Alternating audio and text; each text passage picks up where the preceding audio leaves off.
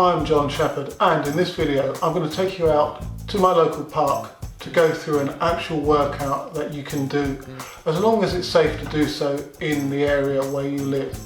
In the UK we can only go out in ones and twos and once a day to exercise. This park workout will suit you if you're a sprinter, a jumper, indeed virtually any athlete looking to maintain some speed, some power. It involves a lot of drills and some plyometric exercises. This is an actual workout, so follow along where you can. I've indicated reps and sets for each of the exercises on the screen as we go along. Unfortunately, I have to do the demonstrating, so bear with me. Okay, so the first exercise is a band march. You'll have seen us doing this with the bars held overhead, but you can easily do it with a stretch band or even a towel. Here I'm showing the exercise on the spot as a variation that you could do indoors. Whichever option you're able to do, make sure you get your thighs to parallel and you push the foot back under the hips. Okay, the second exercise is a band overhead lunge, and the objective is to push quite strongly off of the lead leg whilst lowering into a lunge position and maintaining your upright posture throughout. You can see how I've made the drill more running specific by the rotation of the heel to the front, a movement that you do when you are running. Although I didn't film it, you could easily adapt this exercise for indoor use by just going forwards and then backwards on the spot. So lunge forwards, then step back and lunge forwards, again alternating legs. Okay, the next exercise I call walking running, and you do just that. You try to simulate the running action whilst walking through. So lift the heel to the bottom, pull it through over the knee, and then step quickly into the next stride. Keep your toes up and strike the ground on the front of your shoe. By now I was getting tired, but anyway, on to the next drill, and after those warm-up variations we start to do a footing drill, an ankling drill. Again, I'm using the band to isolate the leg and foot movement, but you don't need to, you could just move your arms normally. I've just slowed it down here so you can see the movement. It's a kind of heel to toe movement, although the heels don't really strike the ground. You're trying to roll across your feet. Again, you could do this in a very confined space, just going backwards and forward.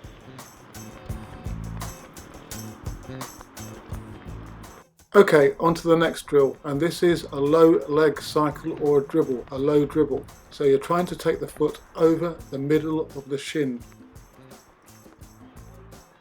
Okay, the next exercise is a skipping drill, again using the band or something similar held overhead.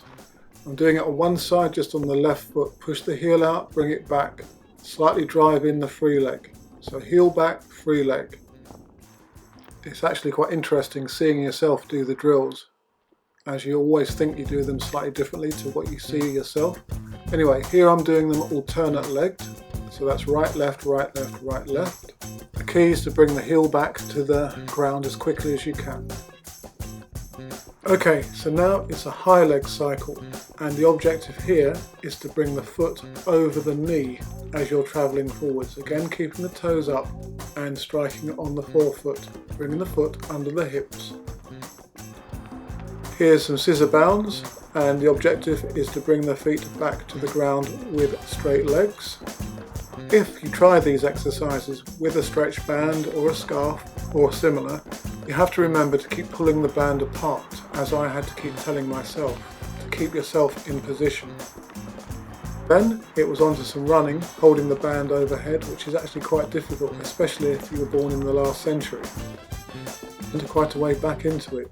Next, and this is easier, running with your hands on your hips. So that could be another option if you don't have a band. It's just another way of isolating the leg movement and really focusing on the running action. And then I just did some strides or some faster runs using my arms, and of course everything feels that much better, and you can really focus on everything being together and the cycle of the leg, the foot strike and the pull through.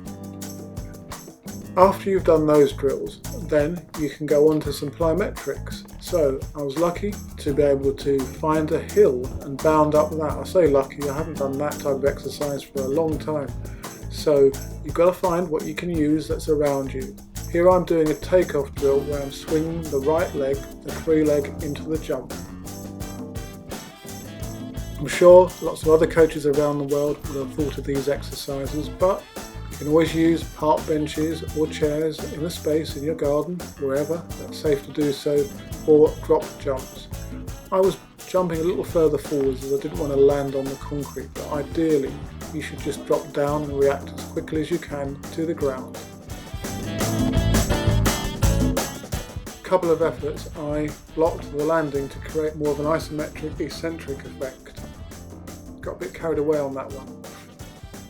So hopefully what you've seen in this video will give you some ideas for workouts that you can do in a park, even on a road, if it's safe to do so, wearing well-cushioned trainers, I'll say for that option, or some variations that you can do inside if you're unable to get out.